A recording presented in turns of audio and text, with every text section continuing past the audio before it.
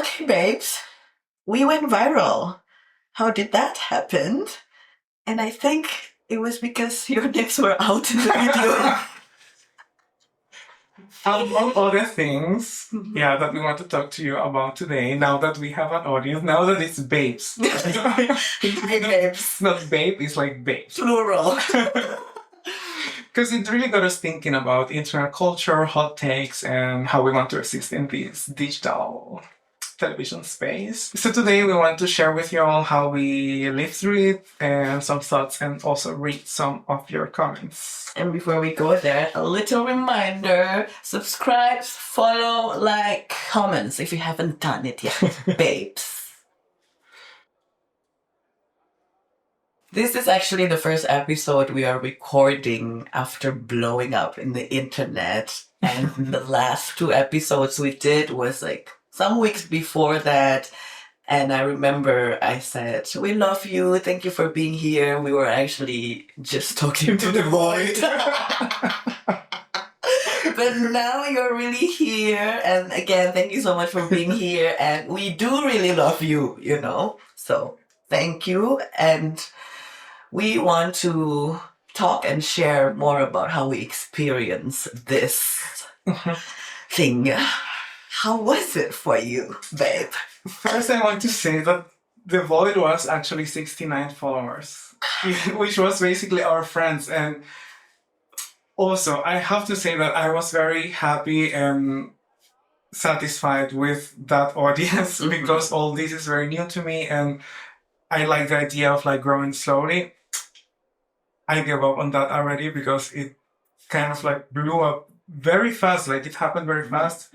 We were not together, like you were not even in Berlin. And I don't know, like I think after the initial shock of like, oh my God, wow, this is happening. I think what I had more present is this gratefulness of the fact that this is resonating with so many people and that there are so many conversations happening also in the comments. And I think then we kind of knew it already, but I think we became more aware of all the possibilities that we have. We were already talking about other formats that are coming up. Yeah, I think it was like a confirmation more than a realization. I think it was a confirmation, and that felt very good.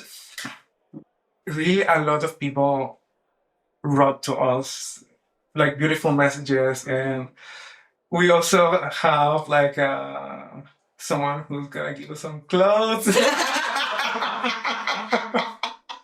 Endorsement is happening. Yeah. Also, some people that wanted to collaborate, wanted to jump in the project, which is very nice too.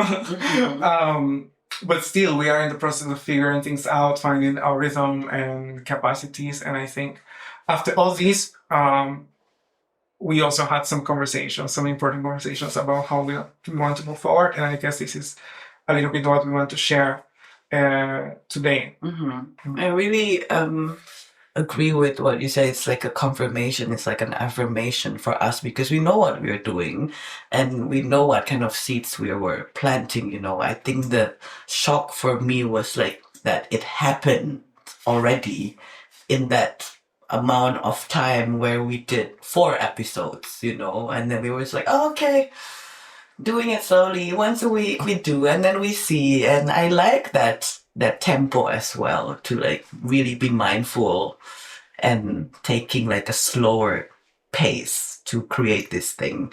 And the shock was like a joyful shock, but also a scary shock too. Like, what does it really mean? Like now being really visible to like a bigger audience, you know? And I think this is part of like where this is what we do as well, to reflect together, and we want to do this reflections with you too.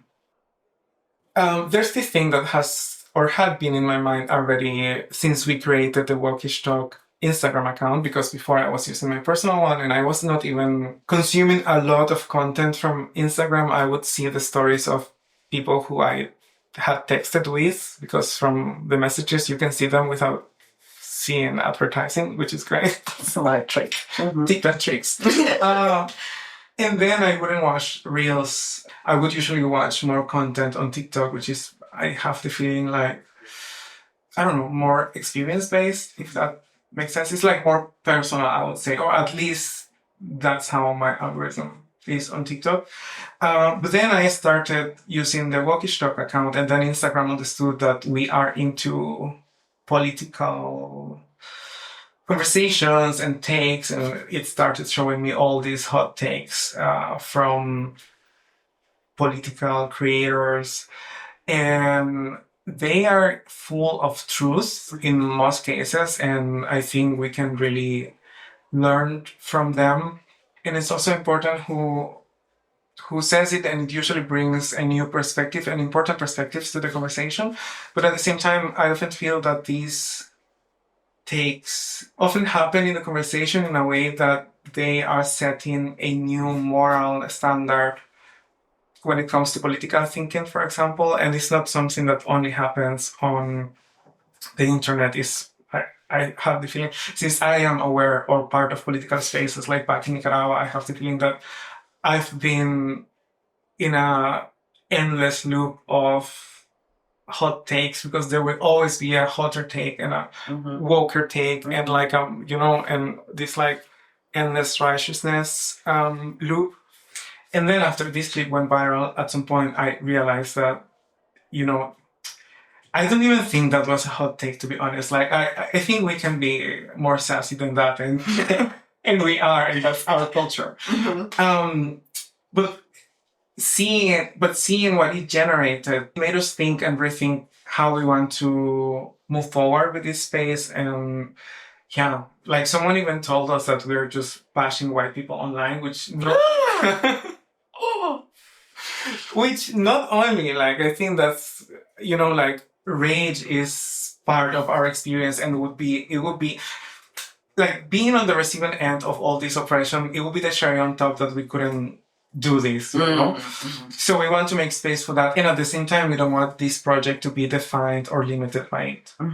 Before we go there, I wanted to add something with like this hot takes, like our clips. It was intentionally review it together, and then like, oh, this topic, like we always had a little like sprinkles of what we were talking about, and then it wasn't like already planned, oh, this could like generates like heated comments or like heated reaction. It was always, okay, this is important, I like what you say here, I like what you said here, and then it's just like a little summary of what we were talking. But then exactly this clip was like apparently triggers a lot of people, and in different ways, different of emotional spectrums, and then like, oh wow, it wasn't even the intention, we were just like sharing. And then again, how we needed to reflect, because when we think about it, oh, you're just like bashing out white people, like we don't center them in this conversation. And now it's back to like, oh, you're talking about whiteness, white people, and then it centers again about this thing.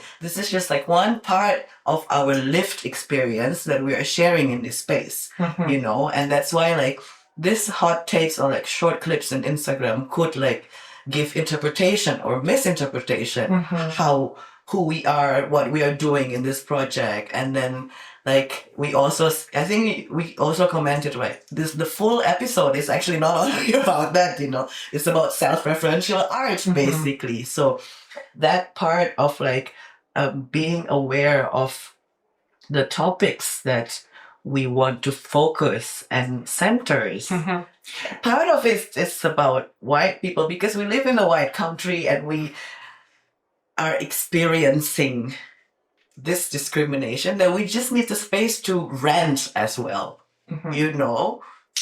There's so many things we can talk about these, because that was one of the most important questions: for whom are we doing this? And I think it's something that for us was very clear from the beginning, that is something that we do for ourselves and for our friends, and we do that we feel we're missing in terms of content, or the content that we would like to consume.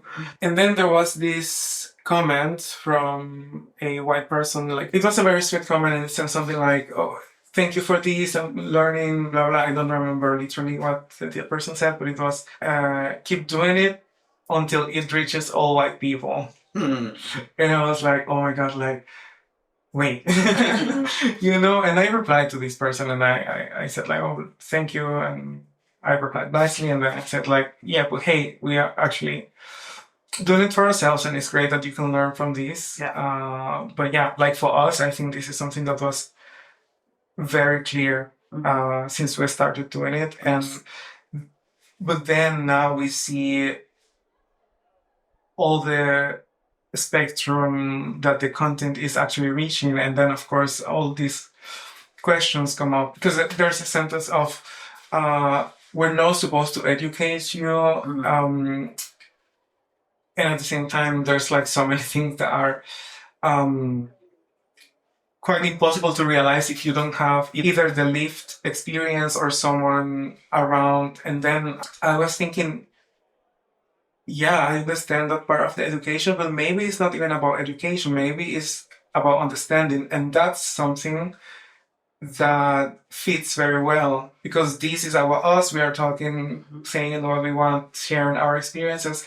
And this is our friendship. And this is, as I said it before, this is how it has always been. And then we are inviting people into that. And it's great if they can learn from it, but we are not here to educate also because we are in a process of learning ourselves as well. Yes, this is what I also wanted to add in terms of like reading the comments. It became educational actually. I learned also from the comments, and then there was like this conversation and like certain people told the other certain people replying to the comments and then they're like, oh yeah, thank you for this information. And then all of this, like, it was an open discussion, a little bit heated, some of them, but it's not like it's hating, like you shouldn't do this and you should. There is some like a little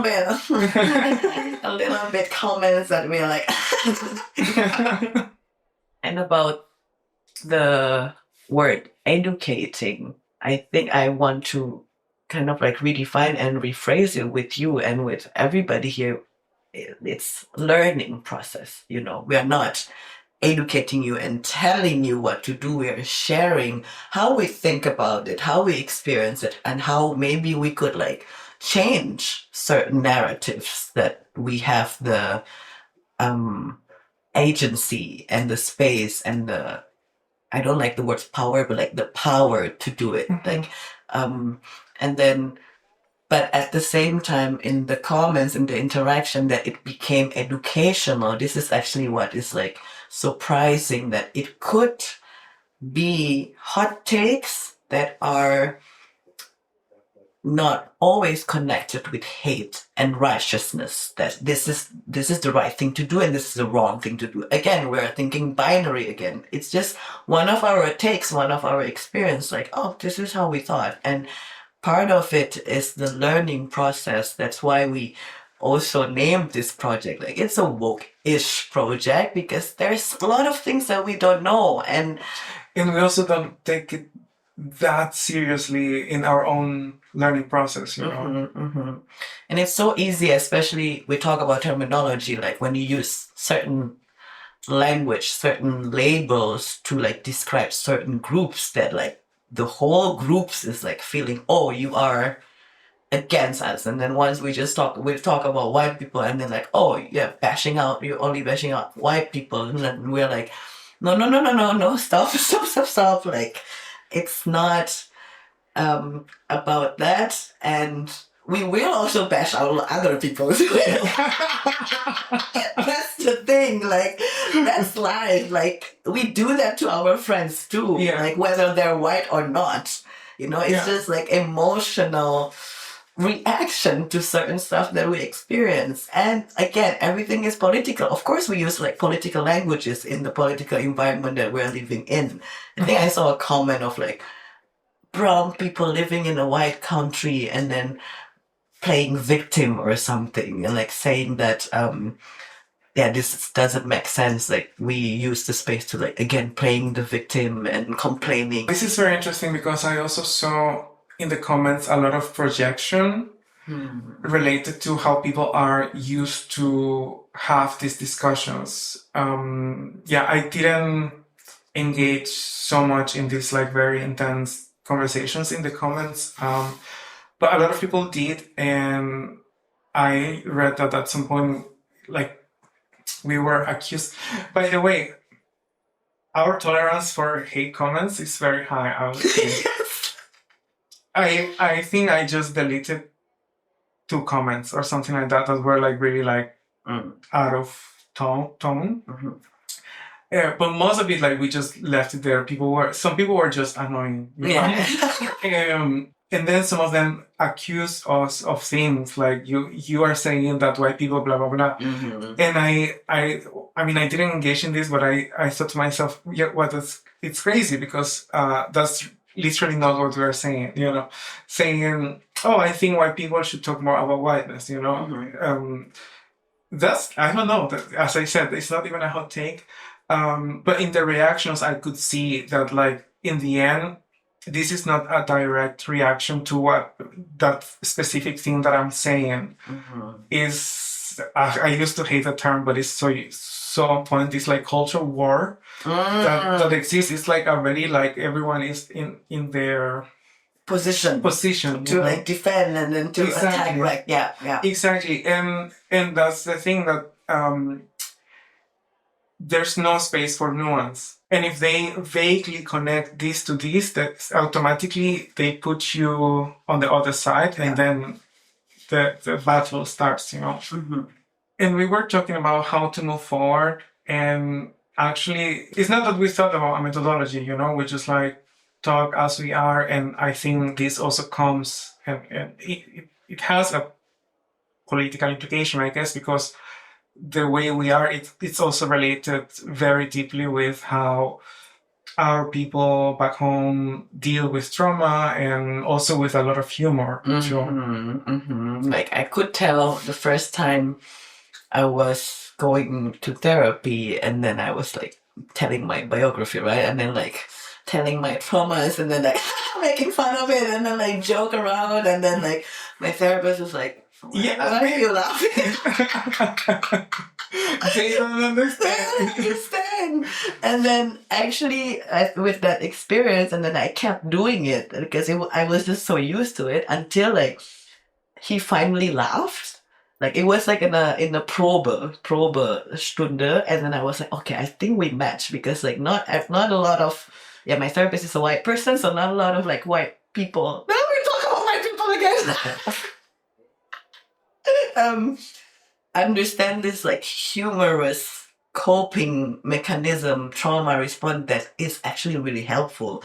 I know that it could be like, why are you laughing about? There are certain subconscious, unconscious repression to when you talk about healing traumas, blah blah. But like the genetic, cultural being of like growing up in Indonesia, there's so many survival skills that we needed to have to actually live like daily, like there are moments where like it's always about the tomorrow. We don't know about tomorrow. The timing, like we don't really think about future, because everything can happen in Indonesia. Like the geographical part of it, like how much natural catastrophe it can blow. Exactly. You don't even think about this. Like, I live in Nicaragua. We live 20 kilometers away from a volcano, and you don't wake up every morning thinking, oh, this should happen. This could happen. And that's why like the upbringing of like, yes, we need to have lightness and humor also to deal with this heavy living situation, not to like downplay the experience, is actually to breathe a little bit. And sometimes it's the only thing that you have left. I mean, in Nicaragua, Indonesia, but I think now with the political state of the world, I don't know, like, I think it would be, as I said, like the cherry on top that we cannot laugh about these things, And also thinking about this space and how we all fit together and all these like reactions, because also this clip was about like white filmmakers, And then there were a lot of white people who are not filmmakers who are very offended. Like I was like, you are very welcome to laugh about the filmmakers too. Like, That's true. Yeah. they also don't take themselves so seriously. We wouldn't be filmmakers if we did, you know? Mm-hmm. So when you feel this attack, like just remember, like you are welcome to laugh with us, you know? Mm-hmm. Because also the way that many of these systems and oppressions work is like it's ridiculous many times, you know, and it's laughable. And as I said many times, this in this context is also the last thing that we have, you know. And Kazim also said it in connection to looks, because Kazim is very fabulous, and she was saying something like, "I know what they want to see. They want to see a suffering person." Go watch the clip; it's amazing. And that's the same thing here, you know, like these systems benefit from us fighting each other and feeling miserable. I really like the approach of like, I laugh about myself too. I have the awareness and the understanding. There are things that I'm like, oh my God, dude, like really just like confronting my own self in that way, with or without gender, race, and all these categories. You know, as a human being, like we really need to start to laugh at ourselves in a way of like allowing this space to, like I said, to just breathe. Sometimes we are confronted anyways with this discriminations and situations and discussions and everything, you know, confrontation, and how to navigate this, to like practice together, like, hey, we need to take ourselves less seriously too. And at the same time, yes, we know our opinions and voices mean something and matters also and have impacts, and that's why it's important for us to always reflect about what we're talking about. And this is not us explaining to you, actually, we meant this is no, we're not explaining to anybody. I think this is part of the reflection that we invite you also with us to make sure this is the space what we want, and we don't want to be, again, limited or defined by only this one topic that centers, again, whiteness. No, we talk about a lot of things, like the last episode about Berlin nostalgia, you know, and all of this. We also talked about white people. Yeah. Okay, there's more like non-white content. If you want to be non-white content, of course. Yeah. Yeah, I think on the very, very personal level, this is one of the best things that happened to me, to learn not to take myself so seriously. Yes. I want to talk now about how it really affected me in that moment, knowing that this space is getting bigger or getting more attention and impacts that happens after this viral video. And when I said like I was shocked in a euphoric way, but also like in a scared way, because it reminded me of my past experiences being in the media, being visible, and back then I was me in a different package.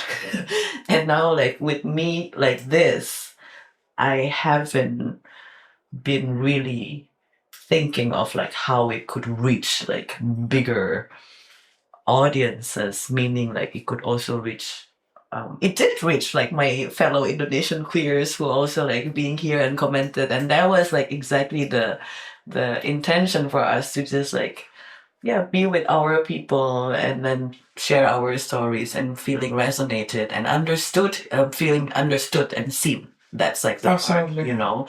And the scary part is that it could reach also my family or some of the people that are close to me that are still not knowing everything about me. And at the same time, I told you, I don't want this to limit my readiness to like be in front of the camera, take the space, create the space for myself, because this one has a lot of things to say. Like I wanted to have the platform to share what I think, what I feel. And of course, it's now a parallel experience of like, oh, I feel so um, encouraged to like do more, to be more visible, and feeling like, oh, what does it mean if like my family would know? And at this moment, now I'm thinking out loud, like, if this is how it happens, that they would know about me, then this is the way it would be. And I'm in the phase of already like, I'm here, you can talk to me and ask me questions. It's not me coming out to them, hey, this is me. If they find out, they have questions, then just come to me, you know? And that was like the part of like being scared. What does it mean being now really visible in this look of myself and talking about openly about queerness and transness? And we don't always talk about that as well. Like, but you see, this is like part of me now.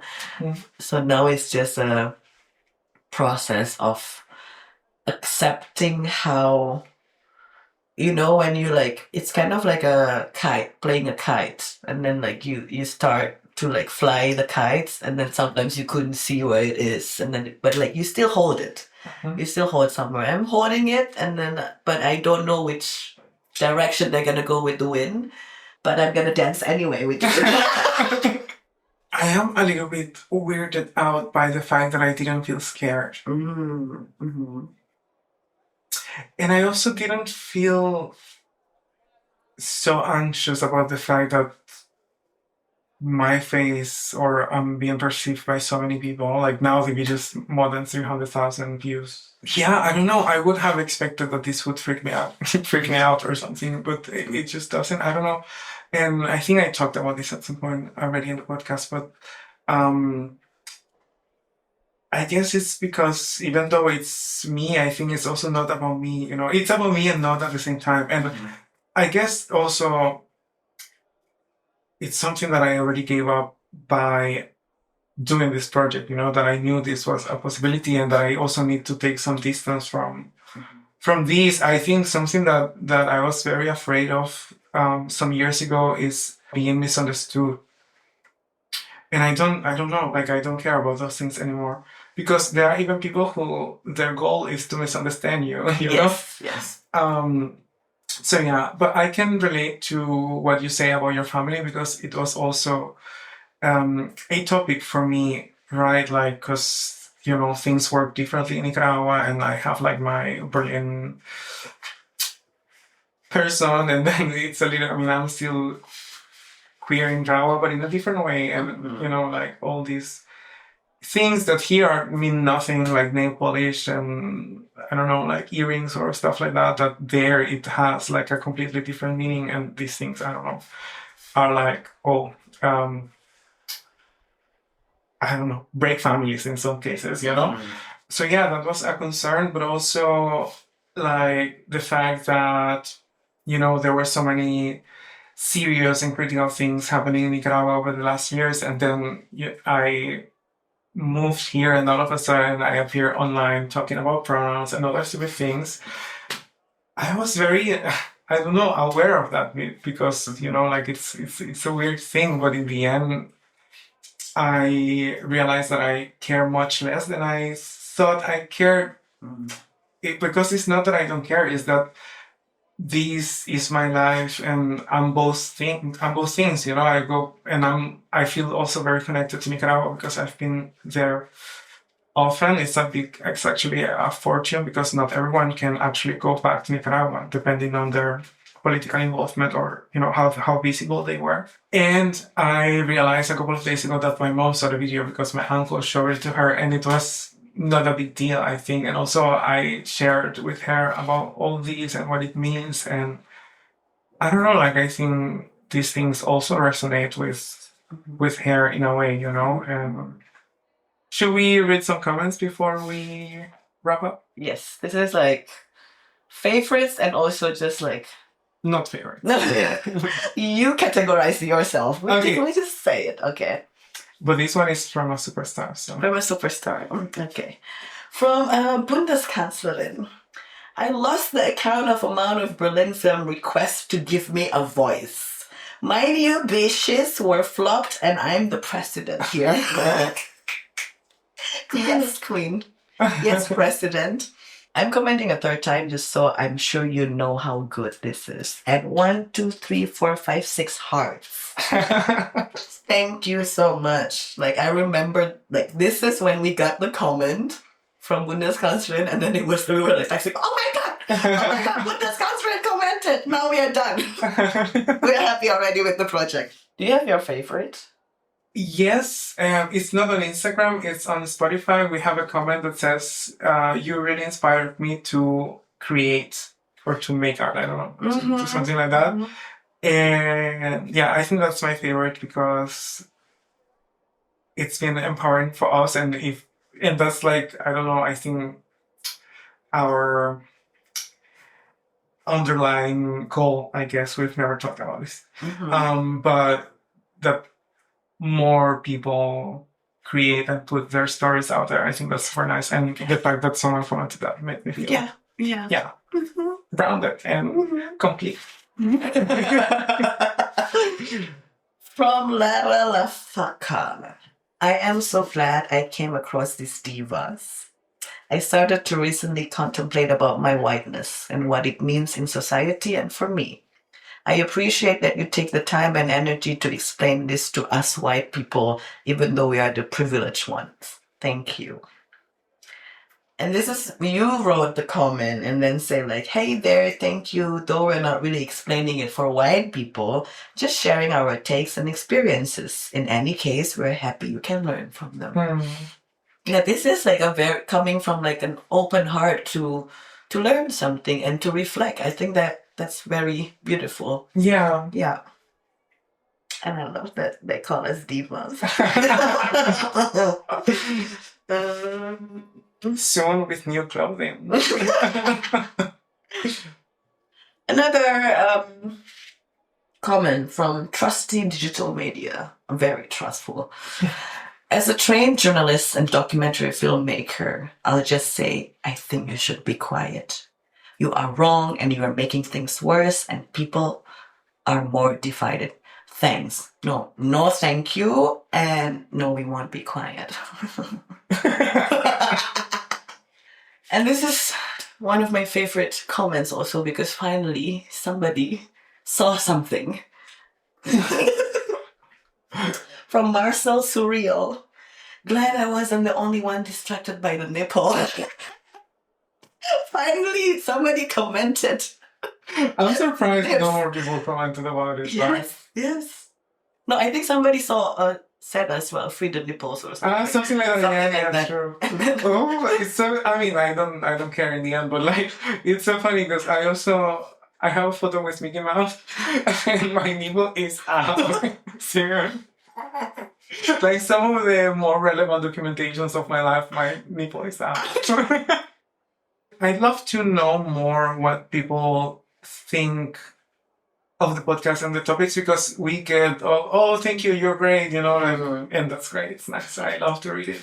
But yeah, I'd like to know what they think about the format. And if they have like more feedback about the topics. Yes. Give us all your feedbacks and follow along and stay with us in this woke-ish space we are creating together. We are co-creating this space together.